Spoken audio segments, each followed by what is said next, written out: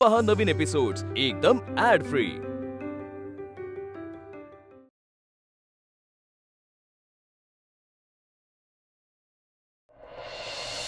माझं लक्ष आहे त्याच्यावर खरंच।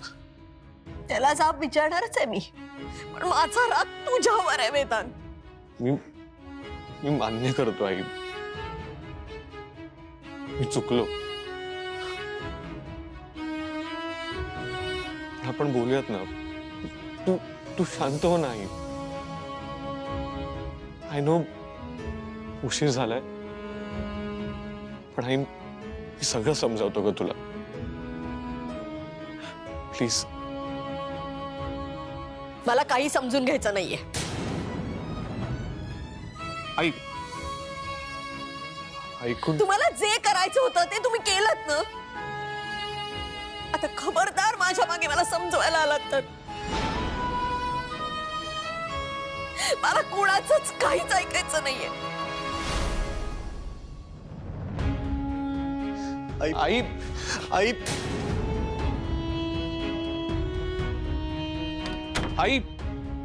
आई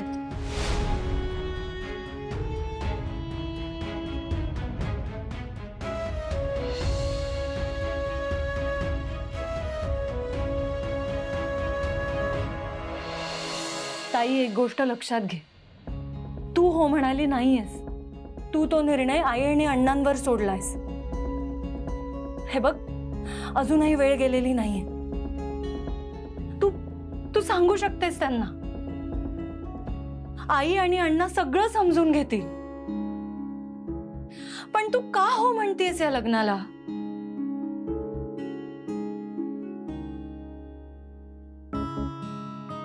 अगं, सगळ्यांना ते स्थळ योग्य वाटलं। मला वाटलं ठीक आहे, हरकत नाही। पण गोष्टी अशा घडत गेल्या ना की माझ्या हातात काहीच नव्हतं। तिकडे विक्रांत प्रेमात पडला आणि घरात हे स्थळ आलं जे सगळ्यांना पसंत होतं। विक्रांतने मला प्रपोज केलं होतं, पण माझा विश्वास नाही बसला ग। पण तो किती सिरियस आहे समजलं आणि मन त्या दिशेने धावायला लागलं।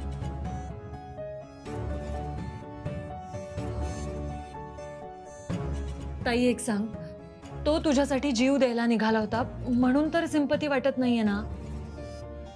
म्हणजे तो स्वतःच्या जीवाचं काही बरं वाईट करून घेईल ह्याची भीती तर नाहीये ना? नाही अमूल्य, असं अजिबात नाही। उलट या बाबतीत माझे विचार खूप वेगळे आहेत। मला त्याचं हे वागणं अजिबात आवडलेलं नाहीये।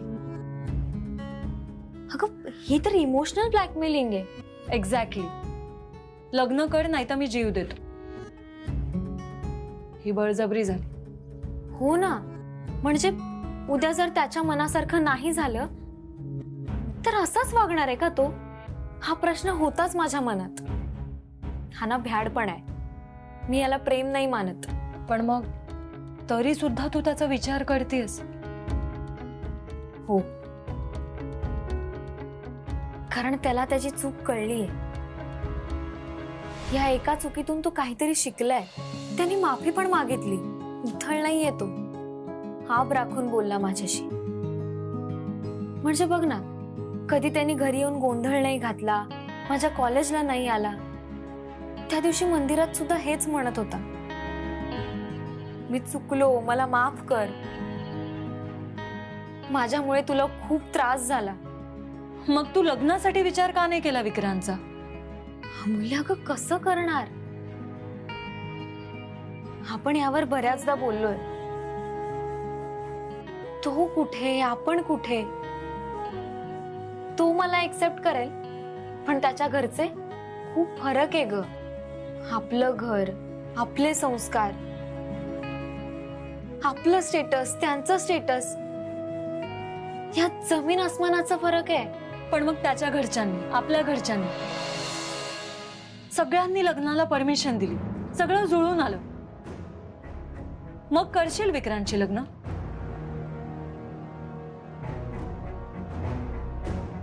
ताई तू परत उत्तर द्यायला वेळ घेतेस.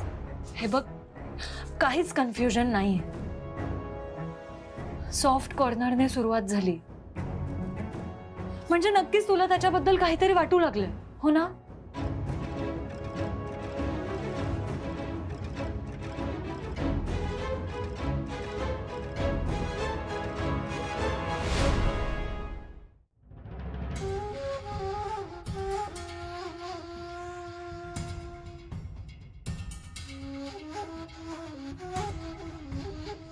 हो,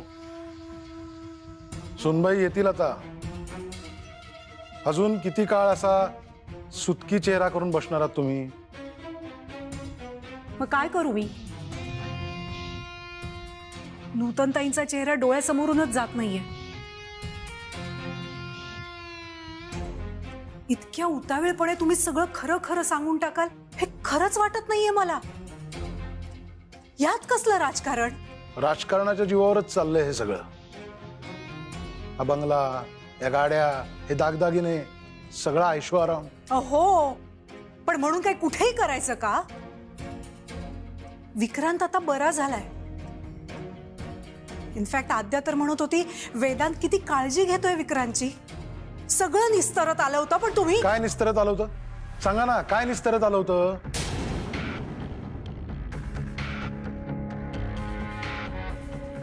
आपली लेक धमकी देऊन गेली होती आम्हाला.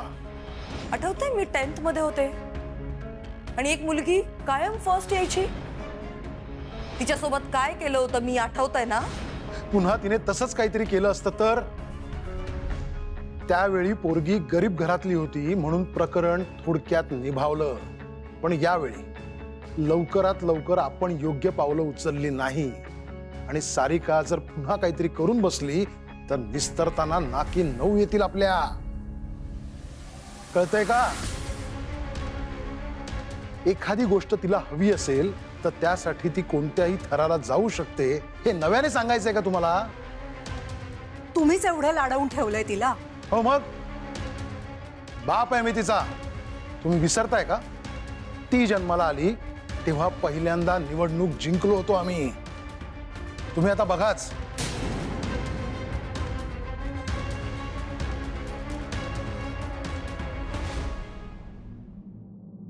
सुनबाई आलात?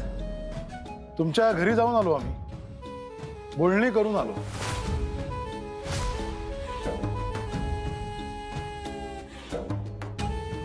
विक्रांतचा हात सारिकासाठी मागून आलो.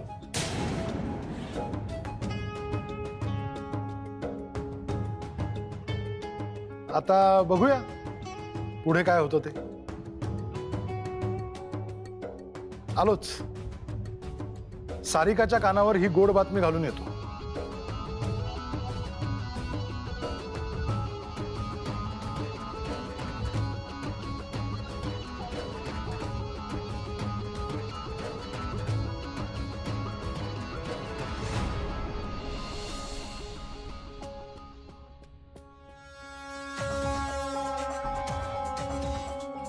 पप्पा बरोबर बोलतात. माझ्या एवढी सुंदर बायको विक्रांतला शोधून सुद्धा सापडणार नाही. इम्पॉसिबल.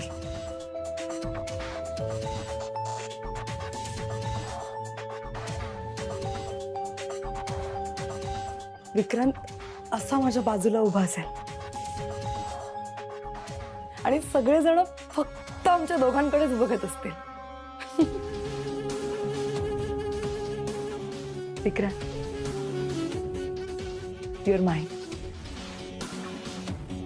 You're mine forever.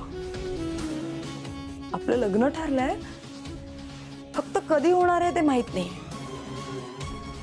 पण डोंट वरी, माझे पप्पा आहेत ना, मी त्यांना सांगते लवकरात लवकर आपल्या लग्नाची डेट फिक्स करायला. हे पण हनीमूनला कुठे जाणार? इटली, वेनिस, न्यूयॉर्क की लंडन?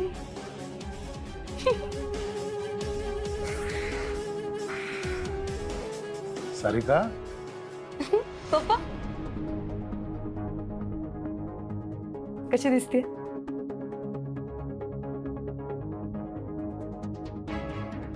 माझीच नजर लागेल तुला बेटा. पण आता एक ऐकशील? पप्पा, तुम्हाला माहिती आहे मी फक्त तुमचंच ऐकते. मग ही साडी, हे दागिने, हा सगळा पसारा आवरून ठेव.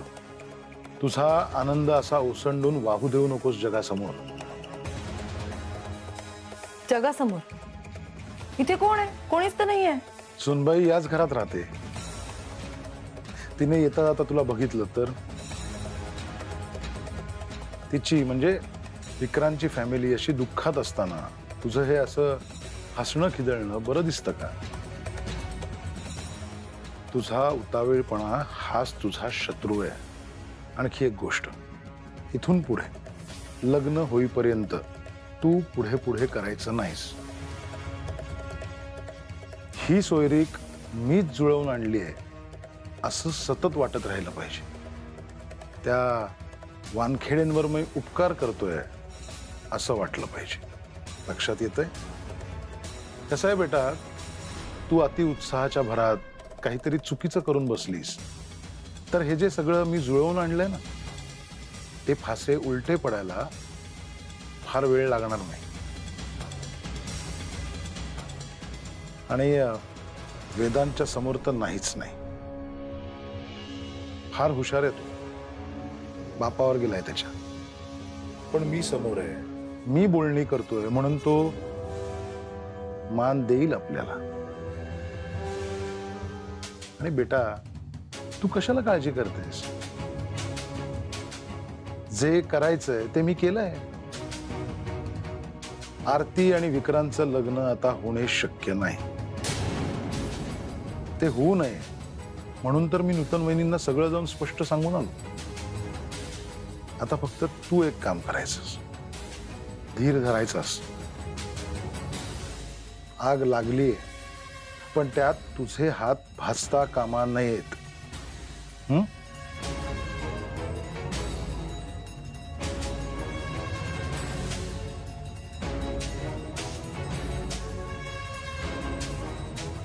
काहीही झालं तरी चेहरा गंभीरच ठेवायचा. ही एक गोष्ट बेटा तू माझ्याकडून शिकूनच घे.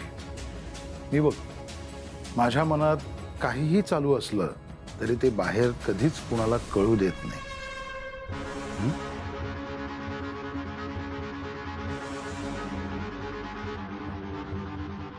हो पप्पा. पप्पा, आय लव्ह यू.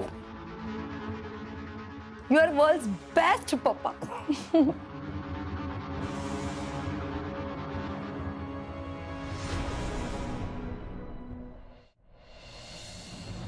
असे कसे रे पप्पा तुझे? आय एम सॉरी, पण ते असं कसं करू शकतात? इतकी सेन्सिटिव्ह गोष्ट आहे ही. आणि आपण घरात परत परत सगळ्यांना हेच सांगत आलोय की माझ्या आईला यातलं काहीही कळता कामा नये.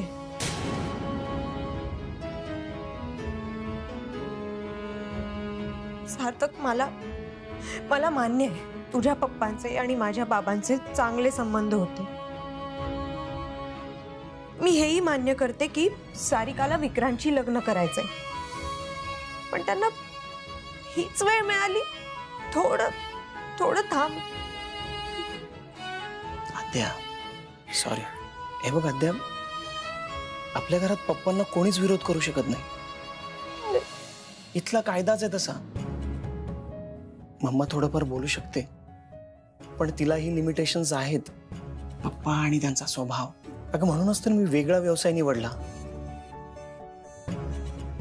सार्थक, आपलं लग्न झालंय, आपल्या मर्जीनेच झालंय. पण या नात्याचा आता वापर केला जातोय असं नाही वाटत तुला? माझे पप्पा सारिकासाठी काहीही करू शकतात. तूच सांग, आपण काय करू शकतो? आपल्या हातात काहीच उरलेलं नाहीये. पप्पांनी सगळं सांगितलं असेल. हे बघ, ते बोलणी करायला गेले इथपर्यंत मी समजू शकते. पण त्यांनी जर सांगितलं असेल की विक्रांतने, oh God.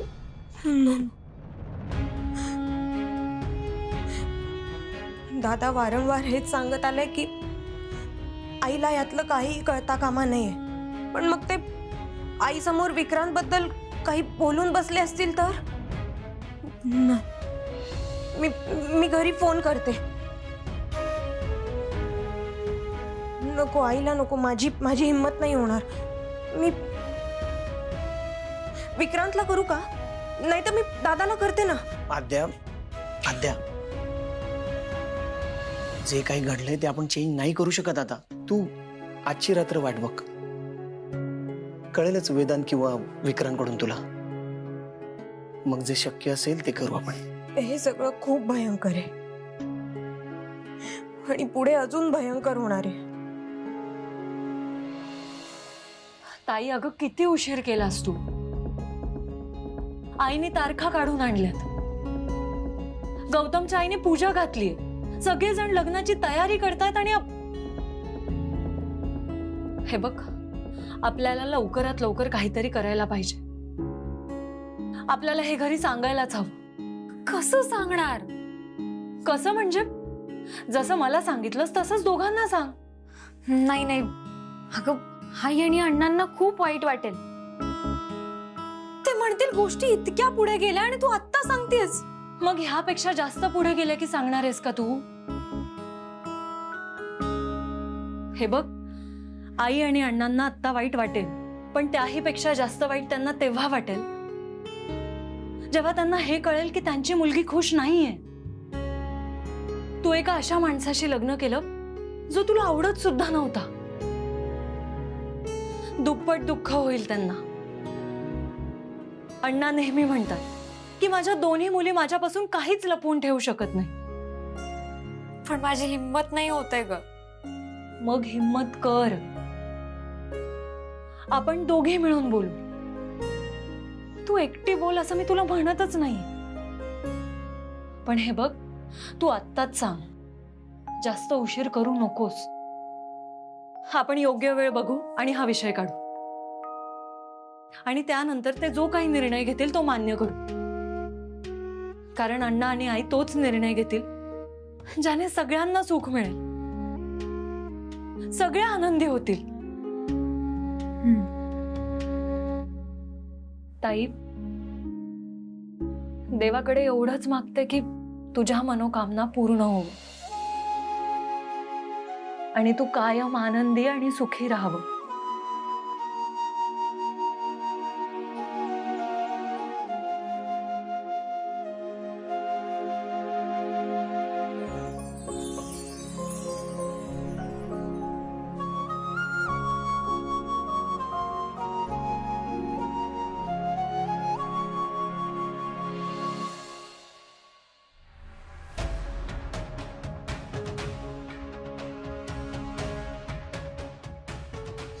आई आई आई, आपण प्लीज एकदा बोलूयात ना.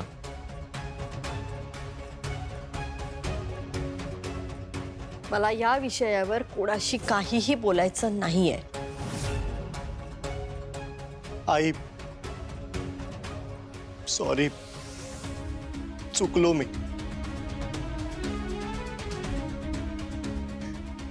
तू हवं तर माझ्यावर ओरड, रागव, मार, सगळा राग काढ.